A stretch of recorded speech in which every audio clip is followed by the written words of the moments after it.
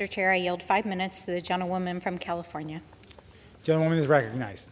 Thank you, Mr. Speaker. I rise today in strong opposition to H.R. 1, House Republicans' Polluters Over People Act. When the House Democratic majority passed the landmark Inflation Reduction Act, they delivered key environmental safeguards to bolster our clean energy economy and lower costs. The legislation that Republicans are bringing to the floor attempts to undermine those promising provisions because of political animus, instead of trying to meet the needs of the American taxpayer. They are working to line the pockets of fossil fuel tycoons and exacerbate toxic mining projects that directly harm communities like mine.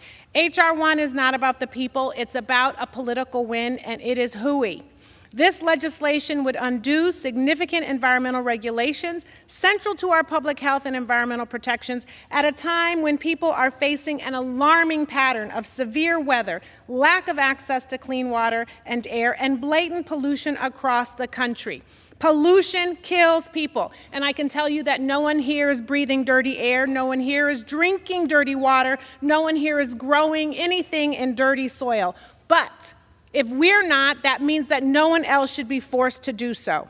It would roll back the environmental review process under NEPA, putting community health and safety at risk while worsening pollution and the health risks associated with toxic chemicals such as PFAS, the same forever chemicals that are killing our firefighters. I urge you to listen to the committee hearings where you will hear them say there's no need for community engagement. Polluters can self-monitor. That is why I was so disappointed, but oh, not surprised, when Republicans today voted down my amendment to include an environmental analysis and review how oil and gas development will impact community health and safety, because it will. Instead, Republicans are so eager to rush into a free-for-all oil and gas development that they are unable to reckon with the serious health consequences they are pawning off onto their and our constituents.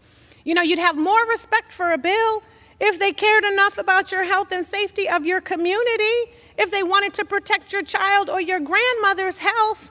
Unfortunately, we know that the Black community is disproportionately impacted by environmental pollution. I have talked about what's going on in my district every single week. Black Americans are 3 times more likely to die of asthma after continued exposure to polluted air, a result of historic systemic racism. To make matters worse, this legislation makes it virtually impossible for impacted communities to file lawsuits against corporate polluters for environmental and public health damages. So it's killing your lungs and silencing your voice. It continues to put mining rights ahead of the interests of the community, especially in indigenous communities where mining was used to settle the West.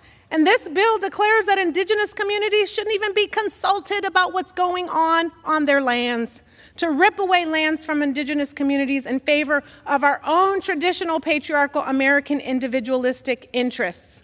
Even more than that, we have seen ties between environmental racism and increased rates of gender violence at these mining sites, where indigenous women and girls are attacked by the employees at the man camps. So now they don't even care about the safety of women and girls.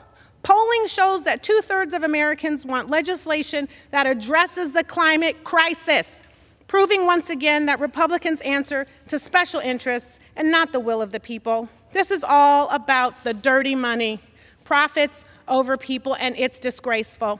Shame on them, Mr. Speaker, for deliberately ignoring the health of our people and the environment.